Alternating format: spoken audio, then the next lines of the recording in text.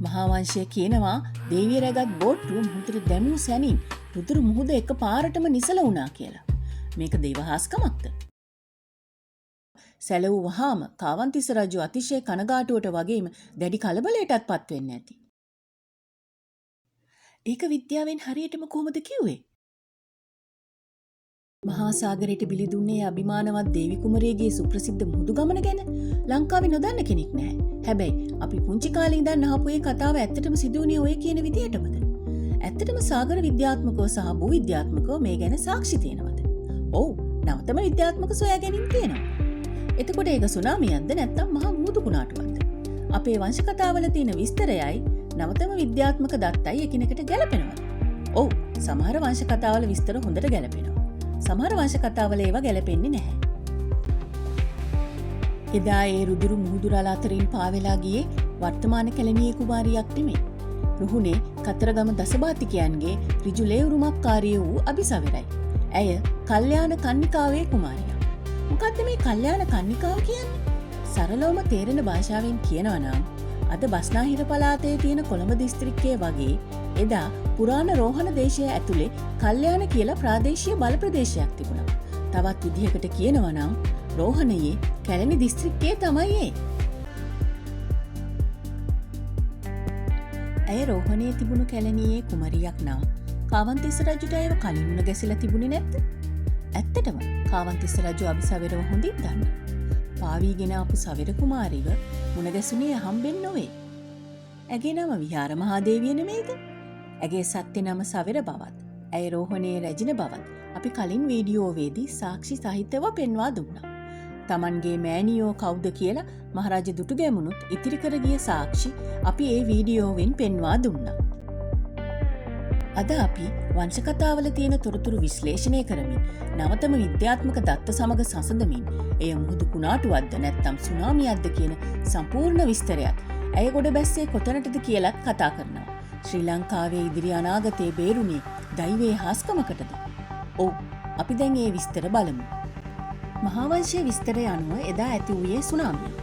ඔබ දන්නවා සුනාමියක් කියන්නේ මුහුදු පතුලේ සිදුවන ප්‍රබල භූමිකම්පාවක් නිසා හිටිහැටියේම ඇතිවන අති දැවැන්ත රළ මාලාවකට කියලා.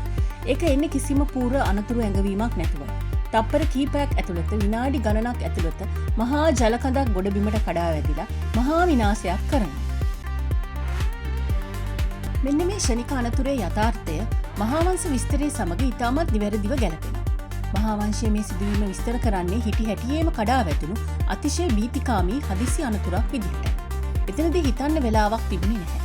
කරන්න තිබුණේ ක්ෂණිකව ක්‍රියාත්මක වීම විතරයි. හැබැයි මහා සාගරයට තමන්ගේ දියණියක් බිලිදීම කියන්නේ වැරදි සහ අවිද්‍යාත්මක ප්‍රතිචාරයක්. නමුත් ඔවුන් එකල්හි ඔවුන්ගේ විශ්වාසයන්ට අනුව ඉතා වේගයෙන් ප්‍රතිචාර දැක්වුවා. දැන් අපි බලමු මේ ගැන නූතන විද්‍යාත්මක දත්ත කියන්නේ මොකක්ද කියලා.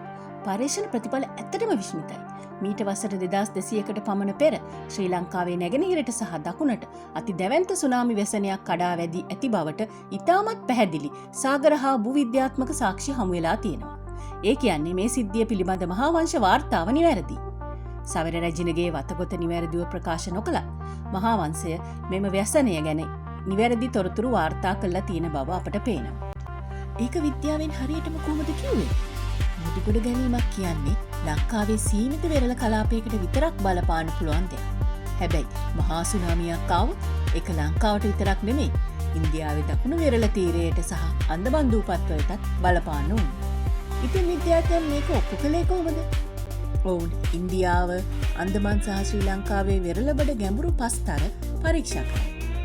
එක් ගැඹුරු පස්තරයන් වලින් අතීතයේ එක් කාලයන් නියෝජනය කරනවා. විද්‍යාඥයන් එම පස්තරවල අවසාදිත පරීක්ෂා කළා. ගැඹුරු මුහුදු ජීවීන්ගේ ෆොසිල තියෙනවද කියලා පරීක්ෂා කළා. මොකද සුනාමියකදී ගැඹුරු මුහුදේ තිබූ දේ වෙරළ තීරයට ගොඩ ගන්නවා. එපමණක් නොවේ. එම දත්ත 2004 ඉන්දියන් සාගර සුනාමියේ දත්ත සමගත් සංසන්දනය කරලා බැලුවා. ඒ විදිහට තමයි යාලා මීට වසර 2200කට පමණ පෙර දරුණු සුනාමියක් ඇවිත් තියෙනවා කියලා නිගමනය කරේ. මහාවංශය කියනවා දේවිය රැගත් බෝට්ටුව මුහුදට දැමූ සැනින් රුදුරු මුහුද එක පාරටම නිසල වුණා කියලා. මේක දේවහාස්කමක්ද? සුනාමියක් කියන්නේ එක රළක් නෙමෙයි. රළ මාලාවන් කිහිපයක එකතුවක්. මෙන්න මේ රළ මාලාවේ අවසාන රළ පහර ෆයිනල් වේව් එක සාමාන්‍යයෙන් විනාඩි 15ක් හෝ පැයක් ඇතුළත වදිනවා. ඊට පස්සේ මුහුද නැවත එක පාරටම යථා තත්ත්වයට පත් වෙනවා, නිසල වෙනවා. එතකොට සුනාමියේ අවසාන රළ පහර වැදී අවසන් වන ඒ මොහොතේදී තමයි ඔවුන් දේවීයව මුහුදට පා කරලා තියෙන්නේ. මේක කාලයත් එක්ක කරපු බියකරු මෙහෙයුමක්. ඇයව මුහුදට පා කර හැරීමේ ඒ වෙලාව නම් ඇත්තටම හරිම දෛවෝපගතයි. මොකද පොඩ්ඩක් හරි ඒ වෙලාව වැරදුනා නම්, විනාඩි කිහිපයක් හරි කලින් ඇයව මුහුදට දැම්මා නම් මීටර් ගණනක් උසට ආපු ඒ රුදුරු සුනාමි රළ පහරට හසු වෙලා ඇය එතනම සාගරයට බිලි වෙන්න තිබුණා. ඇත්තටම එදා ඇය ඒ රුදුරු රළ අතරේ මිය ගියා නම් ශ්‍රී ලංකාවේ අනාගත ඉතිහාසය මීට වඩා සම්පූර්ණයෙන්ම වෙනස් විදිහකට ලියවෙන්න තිබුණා. ඒ නොපෙනෙන අනතුර මැද මුළු රටේම දෛවය වෙනස් කරපු ඒ සුවිශේෂී කාල නිශ්චය ටයිමින් එක නම් පුරාණ පිනකටම සිදු වූ දේවහාස්කමක් තමයි. තවත් එවැනි අපූර්ව දෙයක් සිදු වුණා.